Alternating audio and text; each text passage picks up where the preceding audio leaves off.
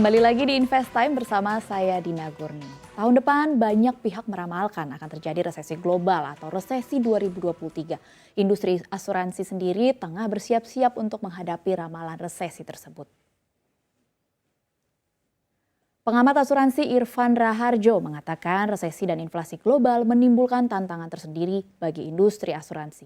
Irfan menilai ada dorongan masyarakat membutuhkan dana tunai lebih besar, maka akan ada dorongan penebusan polis pada kelompok menengah ke bawah. Sementara Irfan menjelaskan golongan atas akan meningkatkan tabungannya diantaranya dengan membeli polis asuransi unit link premi tunggal atau sekaligus. Golongan menengah ke atas di kota-kota besar dan kaum milenial sudah lebih mengenal produk-produk investasi keuangan dibandingkan dengan kelompok menengah ke bawah. Irfan pun mengatakan daya beli golongan atas memungkinkan untuk membayar premi sekaligus karena lebih murah daripada cicilan per bulan.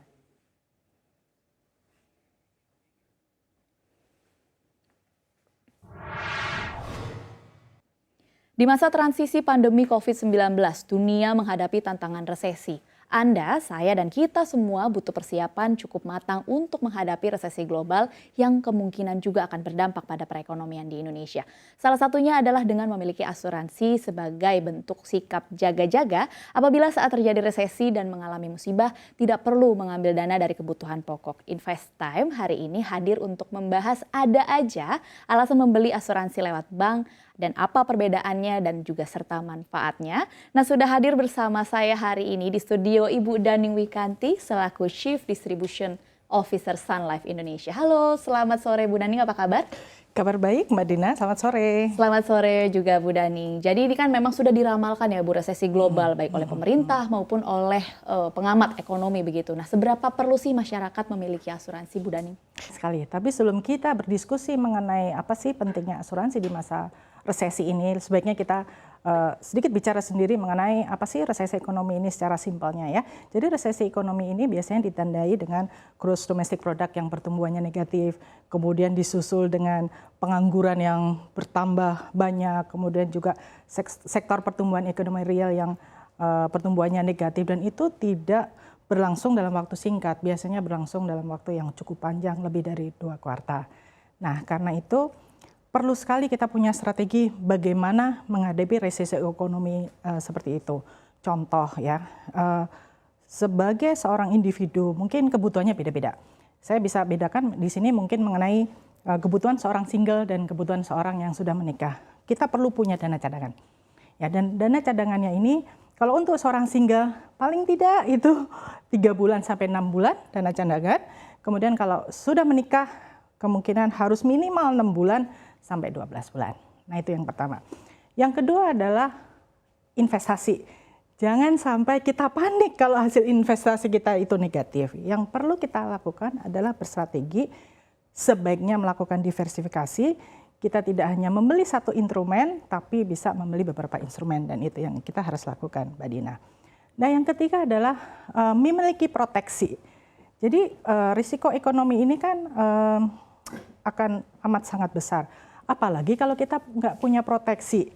Nah, sekarang ini contohnya biaya kesehatan ya. Biaya kesehatan itu inflasinya sudah tinggi sekali, sudah 14%. Jadi kalau kita tidak punya proteksi kesehatan, itu akan menggerus tabungan kita. Jadi Bapak Ibu semuanya di sini, selama terjadi resesi, ada aja nanti resiko kita ya. Jadi sebaiknya kita punya proteksi kesehatan untuk bisa menjamin supaya rencana kita lebih, rencana keuangan kita lebih kuat. Yes. Nah, kalau saya pengen beli asuransi, cara paling praktis untuk membeli asuransi itu gimana Bu Daning? Saat ini banyak sekali ya cara membeli asuransi itu, karena zamannya sudah sangat maju. Jadi ada 3 hal ya. Yang pertama, kita bisa membeli melalui tenaga pemasar. Jadi nasabah bisa memilih membeli asuransi melalui tenaga pemasar atau agen, yang tentunya akan berdiskusi dengan sesuai kebutuhannya seperti apa. Kemudian kita bisa juga membeli melalui bank, karena saat ini memang hampir semua bank itu punya mitra asuransi yang biasa kita sebut dengan bank insurance. Kemudian yang terakhir adalah membeli asuransi melalui online ya. Jadi kalau memang sangat independen dan sudah tahu apa kebutuhannya, kita bisa langsung membeli melalui marketplace, e-commerce. Biasanya produk-produk ini adalah produk-produk yang simpel yang bisa dibeli tanpa melalui advice dari tenaga pemasar ataupun melalui bank. Seperti itu. Ini berarti dari 3 ini cara untuk membeli asuransi. Nah, kayaknya ini penting untuk diketahui oleh saya dan juga masyarakat ya Bu Daning. Bedanya beli dari tenaga pemasar dan juga melalui bank tuh apa sih perbedaannya Bu Daning? Sebenarnya membeli melalui bank sama membeli melalui tenaga pemasar tidak banyak berbeda. Cuma bedanya kalau kita sebagai nasabah bank membeli asuransi melalui bank, biasanya produknya khusus, Mbak. Jadi khusus yang dijual oleh bank tersebut, ya, tidak bisa dibeli di tempat lain. Ya.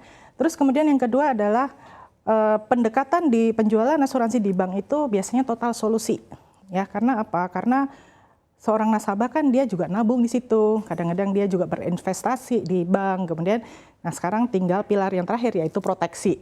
Jadi pembeliannya biasanya melalui solusi yang total kepada nasabah tersebut. Berarti kalau saya tertarik untuk membelinya via bank, apa saja manfaat yang akan saya dapatkan begitu Bu Daning? Membeli via bank manfaatnya banyak. Yang pertama tentunya praktis, kita sebagai nasabah bank itu kan memang sudah dilayani oleh biasanya punya relationship manager. Jadi dia bisa membeli dengan saran atau advice dari orang yang dia sudah sangat familiar, yang pertama.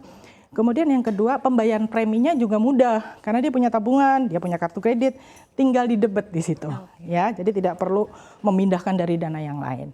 Nah, yang ketiga, biasanya suka ada program-program yang paket bundling. Jadi kalau membeli tabungan dan membeli asuransi, ini ada program nih yang bagus promotion untuk nasabah. Jadi itu biasanya keuntungan-keuntungan yang diterima nasabah pada saat dia membeli polis melalui bank. Oke, ini kayaknya cukup disukai oleh masyarakat karena yang pertama praktis, ini kaum milenial, kemudian yang kedua banyak promo. Yes. Nah, kalau dari Sun Life Indonesia sendiri, produk-produk asuransi apa saja sih Bu Daning yang bisa dibeli lewat perbankan? Produk asuransi yang dijual melalui bank itu sebenarnya banyak sekali, Mbak Dina, ya. Karena apa? Karena khususnya kalau Sun Life itu punya strategi pada saat masuk bank itu kita akan menjual sesuai segmennya. Jadi kita nggak hanya menyasar misalnya menengah, tapi yang atas kita juga sediakan produknya, yang menengah kita sediakan dan menengah bawah pun kita sediakan. Jadi semuanya akan bisa menyasar ke semua segmen dari bank tersebut. Seperti itu. Baik Bu Daning. Lalu ini kan salah satu produk dari Sun Life Indonesia adalah asuransi Ekstra Optima. Apa saja keunggulannya nih Bu?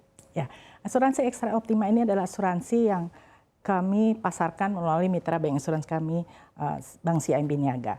Keunggulannya adalah, salah satunya adalah memberikan perlindungan jiwa sampai usia 88 tahun. Ya, ini pembayaran preminya hanya sekali atau biasa disebut single premi, tapi perlindungannya sampai 88 tahun.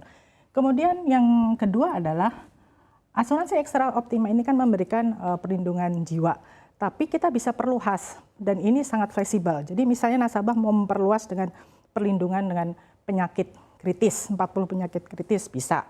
Mau ditambah dengan asuransi yang menggantikan biaya rumah sakit setiap harinya dan beban bisa.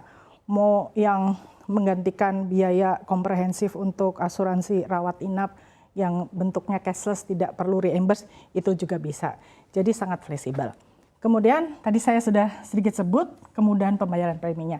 Hanya sekali dan bisa didebet melalui rekening nasabah di Bank CIMB Niaga ataupun melalui kartu kredit.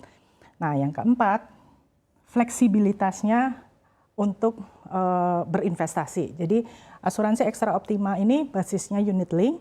Nasabah bisa memilih untuk berinvestasi dengan fund yang bisa agresif, bisa moderat, bisa konservatif.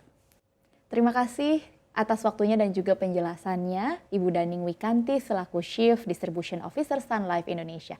Sehat dan sukses selalu untuk Ibu. Terima kasih. Jangan kemana-mana karena Invest Time akan kembali usai jeda.